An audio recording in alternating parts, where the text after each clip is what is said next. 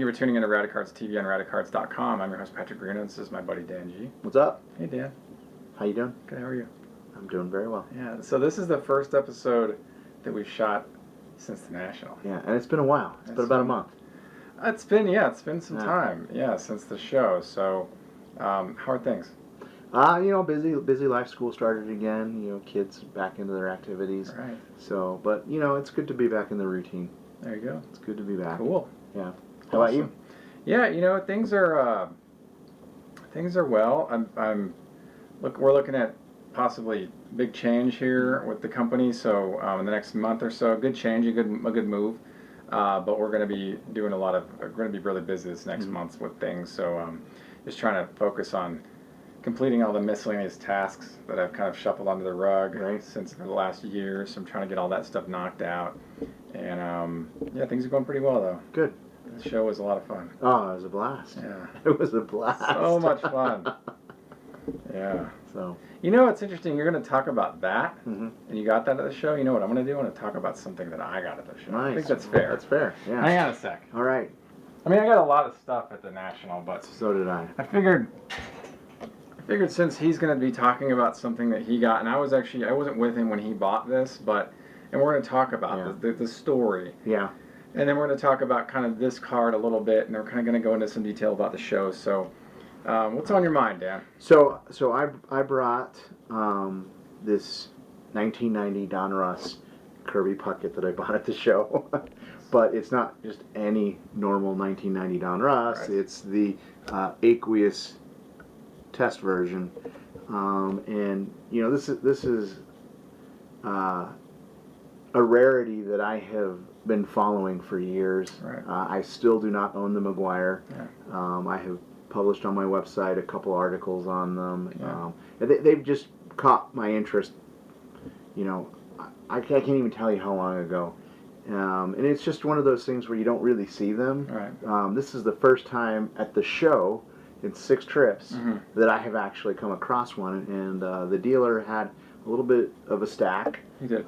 They were primarily commons, but at the very end there was the Kirby Puckett regular base card, and there was the Kirby Puckett MVP card. Yeah. And he had them priced considerably low. Yeah. It was one of those things where I think he knew they were valuable, but he didn't know how valuable. And I have spent some time learning how to identify counterfeits, and was fairly confident that this was not even close to a counterfeit. Everything about it just says it's the right thing.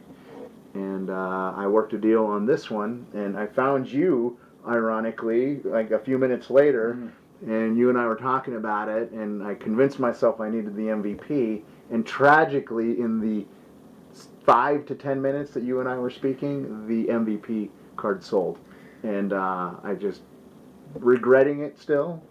But it's the National, and that's par for the course. Yeah. Now, was the MVP card priced similar to this one? It was priced exactly the same. And had I been, if I had been on my A game, I probably would have been able to package both of them and gotten them both a little bit cheaper together as a deal. Yeah. I don't know why I didn't. It's just one of those things. So we talked about this that the National is a place where you go with the understanding that you're not going to be able to get all of the things that you should buy. Correct. And you're also not going to be able to say yes to all the things you want to buy at that time. So there are going to be deals where like, let's sit on it, and I come back, it's gone. And it's gone. So, and this National, it was especially aggressive in that capacity. Right. To where I would say, no, let me sit on it for an hour, come back, and minutes would pass and be gone. Minutes. Be gone. Oh, there'd be several instances where I'd day one even, I came back 2 hours later, the stack that I wanted to get, I was like, I'm gonna go get it, and it was sold. Right. There was an Ichiro retrofracted, within minutes it was gone. Right. There was just deals like that this time. So I realized that if you want something and you can finance it easily without cutting too hard into your budget, just get it. Yeah. And don't worry about it later, because if you're thinking about it, I've talked about this a lot over the years, is that if for any reason you're interested in the card, just buy it. Yeah, Don't worry about it. Worry about like later on down the line, you're going to regret you didn't buy it, and then you're going to be like kicking yourself. Yeah, So just buy it. I know this. Yeah. Like I know this. Yes. And I mean, this is not my first rodeo, and I can't believe that within minutes it was gone. Gone. I mean, I wasn't even out of the row. I was just a few booths down, and we went back, and boom, gone. Yeah. And you know, it is what it is. But at least I'm glad that I got one. And I don't know which is the better card to really own. People like the base stuff. But I think the base stuff is probably a little more popular. But still, bit. It would be nice to have both. Well, you know, you never know. I might come across search on eBay and see what you can come across. You're going to pay more than $35, I'll tell you that much. For sure. It'll be closer to 100. Yeah, but I mean, at the end of the day, you know, there's been $65, you know, $35 to $100 is I mean, nominal in comparison to like the long-term value potential of these cards. So, yeah, I'm thankful that Frank Thomas wasn't in the 1990 Donruss set, because I'd be still chasing. I'd have to have chased the Aqueous over the years, and luckily, it's not a card I had to chase because it doesn't exist. Right. Now I have some friends who have made customs of them, really nice customs. Right. And that's fine; those are cool to have. But the authentic versions are highly elusive. So I'm glad you brought that vibe, and I'm glad we got to talk about that story, because I remember that day specifically. Right. And I remember you being so excited, being like, "Wow, you got the Kirby Aqueous! That's like a big deal," you know. And so this is like it's a great card to add to your collection, and from a prime junk wax year. Right. 1990 was prime junk wax. Like everything was overproduced. Right. So you can find variations and rare parallels and things. Mm-hmm. They're oftentimes with significantly reduced print runs in comparison to the total yield of the actual print run of, say, 1990 Donruss. Right. So I really like this stuff a lot. It's exceedingly rare. I have probably a dozen commons to semi-stars. This is the first time I've actually acquired a significant name from the set. And like I said, I'm still out on the lookout for a McGuire. Yeah. But, you know, this is cool. I'm happy to have the Puckett. That means that you have to chase 2 McGuire cards. It's the base and the All-Star card. See, I don't know if he has an All-Star. I'll have to go back and look. Okay. But I'm pretty sure he only has the base. Oh, okay. Is that what because because they didn't do everybody in the print run. Okay. So like Puckett has a base and an All-Star, but not everybody has an All-Star that has a base. And so I know, like you said, they didn't do everybody in the set. I don't actually know for sure who all is in the set, but it'd be interesting to find out. Maybe check the big book on it. Yeah, I mean, I guess from what you're saying, then at least from what you know, is that they just did the base cards. Right. Not the subset cards. Or the inserts, except for the MVP run. Right. But if they did the MVP run... But that was part of the set, I thought. I thought that was an insert set. You could be right. Yeah, actually, you're right, because it does have the notation. Right. But MVP. Like the All-Stars at the end of the set, that's a subset. Right. Like the Nolan Ryan 5000, the King of Kings card, that's all subset stuff. But that's at the end of the set. Now, I'm not sure if the Aqueous test parallels just encompass the base non-subset cards and the MVP stuff. Right. I know for a fact, I've seen a lot of other MVP cards that, exist. Mm-hmm. I would assume they did the whole set of those. Right. But to what degree that they did the Aqueous and the base set, I don't know either. I haven't done enough research on it. I just know that I found out about these long after 1990. Right. Because they weren't cataloged in the books. Right. Like Topps Tiffany wasn't either. Mm-hmm. So I had to learn about that later. Yeah. But I had a glossy 89 Topps Tiffany Wade Boggs, which I still have. And I was like, why is this shiny? Why does it have a gloss? Why is the white back? And nothing in the books told me that there was a variation. I had the Tiffany all along. But it wasn't until many years later. Same with Aqueous that I had to learn about this in time. Right. Just by collecting. Right, and what's even crazier is they're not the rarest of them. Because there's still the blue variations that are double-sided. The blue and white. Blue and white, yeah. I've seen those too. Then they're, you want to get even rarer than that, they're like the proof versions that were sent in to for the marketing committee to review before they were sent out. I've seen really weird stuff. Cardboard on them. I've seen the King Griffey Jr. just said King Griffey with no Jr. on it. Really? I've seen the King of Kings card with the actual pen writing says King of Kings goes here. I've seen these things. Wow. And I really wish I would have had Pinterest back in that day. That was 2012. That was it was a long time. I was like, very early on Pinterest thought stuff. So I didn't have it up a profile at the time to move it over there, but I can remember being floored by that. Granted, the price points were like 4 figures. Oh, I remember yeah, being like that's super control. high, so I wasn't able to get any of them. But I remember thinking like, wow, I'm seeing some really interesting variations of these cards. Obviously, most of it wasn't supposed to be released into the mainstream, Right. but it made its way out there during the various bankruptcies and everything else, the buyouts and whatever over the years. So, really cool stuff. Yeah. I mean, just really cool stuff. No, So, I agree. glad we got to talk about that. Awesome. So, you know, Dan and I kind of worked together at the National this year when I came across a stack of cards and there were Maguires. I'd set them aside. Like, Dan, I set aside a block of Maguires for you. Go check them out. Here they are. And he did the same for me. And so we kind of bounced back off each other. And that's kind of what we do as collectors with one another because we're good friends. We've been knowing each other for a long time. Right. I was shopping somewhere, and actually it was near or around Gary Vaynerchuk's booth. Yeah. And Dan came over to me and he said, "Hey, there's a guy with a Thomas over there." And I was like, "Oh, what does he have?" He's like, "Oh, it's a fractal matrix." And I was like, "Well, I have all those, but I'm gonna go check it out anyway. All the 97s, 98s, I've got them all, but I want to go see it anyway." So I went over there to the booth, a trading card co-op, and they had this Thomas, this 1990 Leaf fractal matrix die cuts, Frank Thomas, PSA 9. And I already have the card, but I was like, well, heck, I'm just going to get another one. It's a They're rare beautiful enough card, as they yeah. are. Yeah. You know, I'm just going to grab this other example. It's a PSA 9. I'm not big into the registry thing, as you guys know, but I do like a slab is a pretty thing to me.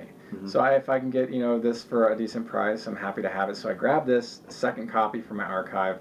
It'll go into the graded gallery for in the museum at, you know, in the next pass of uploads. But this is a really great card to have. Now I remember opening 97 Leaf in 97 when it came out at Noble, Right. and I pulled Hideo Nomo, Oh, nice.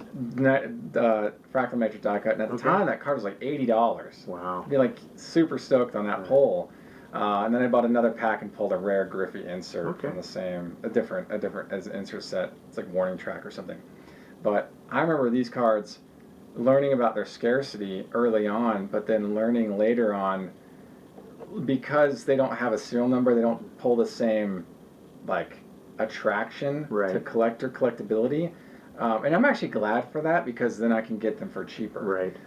And so these cards they're rare. You just don't see them too frequently. They're still around. You see them. They surface occasionally. I've seen a number of Thomases over the last 10 years on eBay. So they're out there. Mhm. But I figured, you know, why not get another one that's slabbed? Right. You know, add it to the archive. No big deal.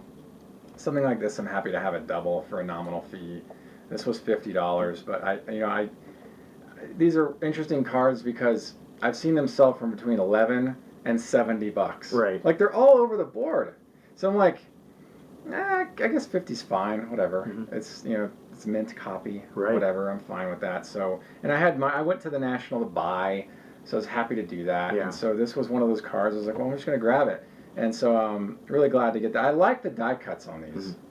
And it gets even more gnarlier in 1998. Right. The following year is super gnarly. Right. But 97 is the one die cut. Granted, Thomas is in the set a couple times, like 3 times, so I have to get the various, like, base, the fractal matrix, and then the fractal matrix die cut. So it was kind of an ambitious run in 97. Again, nothing like 98, but Right. still it was a lot of work in 97. I remember completing all 9 cards, I think it's 9, in around 2011, 12, right in there. I think I was done with all of them. And then I started working ardently on the 98 run, and I finished that about a year later. But I had already had Right. a lot of the bigger cards, the Z2 and stuff. So here we are is the 1997 Leaf Fractal Matrix die cut, Frank Thomas, PSA 9. So it's glad to get this into the run. Dan, you have I have a question really Yeah. quick. So why don't you leave it up? Sure. So the dealer was who? Sure, Trading Card Co-op. So, as I recall, wasn't the card in one of your sleeves? Yes. When you went to the Yeah, table. and yeah, yes, and so they are our customers. They Right. buy from us, and so we talked and everything. And I just obviously kept the card in the sleeve. Obviously, and I'm right. good. Yeah. And so and I just made a note to like give them a shout out online. Yeah, for sure. But yes, when I was at the National this year, I saw a lot of boxes with graded cards sleeved in my sleeves, which is Yeah. awesome. Yeah, no, And- I did too. You did? I was kind of happy to see that. I mean, good for you, Pat. Thanks, man. We ship thousands and thousands of orders every year, so it's been really cool to see, go to the National, see my stuff being packaged in my products. Last year, I got the Epix Moments orange and purple, and they were sleeved in my sleeves. Cool. And so I bought those, and that was like a nice thing to see that. Yeah. I like that. That's really cool. So if you're a buyer of my company's fitted products, we have fitted PSA graded card sleeves and BGS and SGC, all these fitted bags for the various graded cases, and then some of the other cases we like to use. Just go to store.radicards.com, or you can click through the link below and hit the store button on the top of that from the blog, and take a view of our products. That's my plug for this particular video. Sorry you brought that up, but I just thought it was cool. No, it is cool. Actually, one gentleman at the VIP reception, he pulled me aside. He's like, "I really like your podcast." Yeah. I was like, "Thanks, man." And we talked for a while. He's like, "I think you should do more plugs for your products, though." I was like, "Great." Yeah. You know? So I'll make it a point to do more advertising for my products, even though I do already a lot of it on social. But Right. I think it'd be nice to like remind my viewers and my listeners that Radicards is more than just a blog. It's also an e-commerce store. So you can go and place orders direct through our store as well. So really exciting stuff, and a lot of stuff coming down the pipeline, and we're really excited about that. But yeah, if you haven't had a chance to grab our products, we have sample packs for $1 and change on the store, and obviously you can get individual packs of whatever for around $3 a pack roughly. And so definitely check that out. Thank you for reminding me about that. I appreciate that. Yeah. So, Dan, you have any final thoughts? No, I'm good, man. Awesome. Thank you for tuning in to Radicards TV and Radicards.com. I'm your host, Patrick Greeno, and until next time, enjoy collecting. Take care. If you like this content, please subscribe. Thank you. Enjoy collecting.